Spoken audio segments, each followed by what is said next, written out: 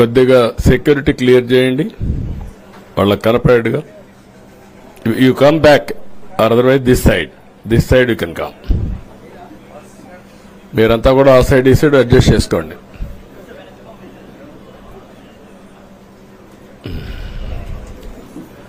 ఏంటి బాగున్నారంతా?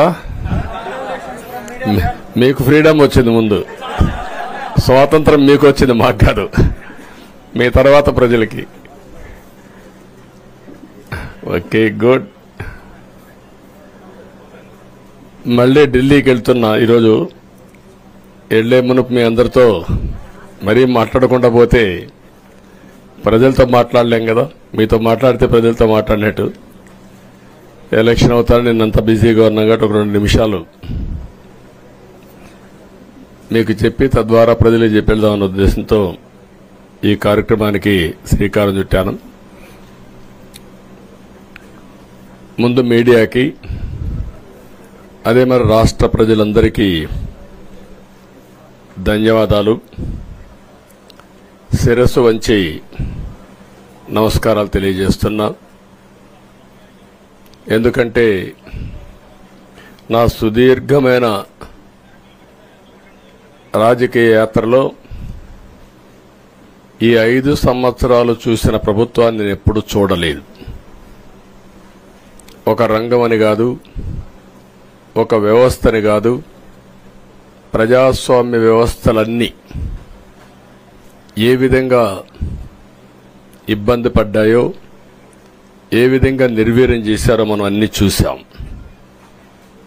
అయితే మా ధ్యేయం ఒకటే, ప్రజలు గెలవాలి, రాష్ట్రం నిలబడాలి. దీనికోసం ఎన్ని త్యాగాలైనా సరే చేసి మళ్లీ భావి తరాల భవిష్యత్తు కోసం ముందుకు పోవాలని చెప్పి వెళ్ళాం. నేను చాలా ఎన్నికలు చూశాం. 10వ ఎన్నిక నిన్న.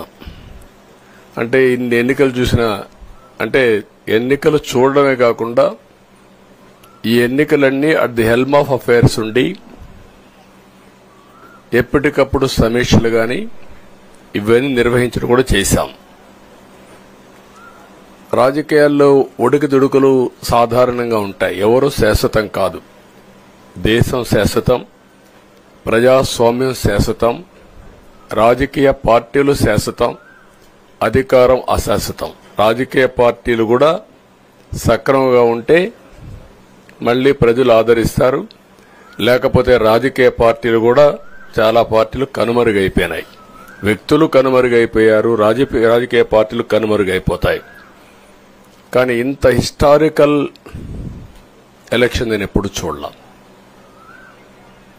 నా జీవితంలో చాలా ఎలక్షన్స్ ఫేస్ చేస్తే కానీ వేవ్ కనపడేది, వ్యతిరేకత కనపడేది.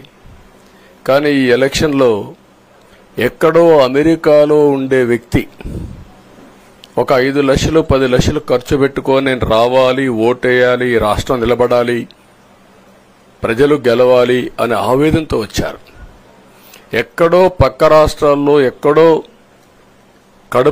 కడుపు నిండడం కోసం కూలి పనులకైనటువంటి వ్యక్తులు, పాచి పనులు చేసుకునే వ్యక్తులు సొంత డబ్బులు పెట్టుకొని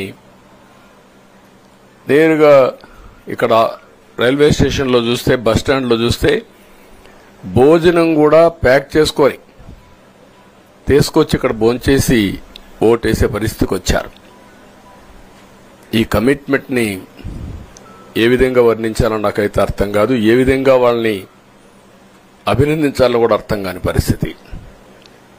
అనేక ఎన్నికల్లో అనేక అనుభూతులు చూశాం. కానీ మేము అన్ని ఎన్నికల కంటే ఇది ఒక తెలుగుదేశం పార్టీ చరిత్రలో, ఆంధ్రప్రదేశ్ రాష్ట్ర ప్రజల చరిత్రలో సువర్ణాక్షరాలతో లిఖించదగ్గ ఎన్నిక. ఇది ఒక హిస్టారికల్ ఎన్నిక.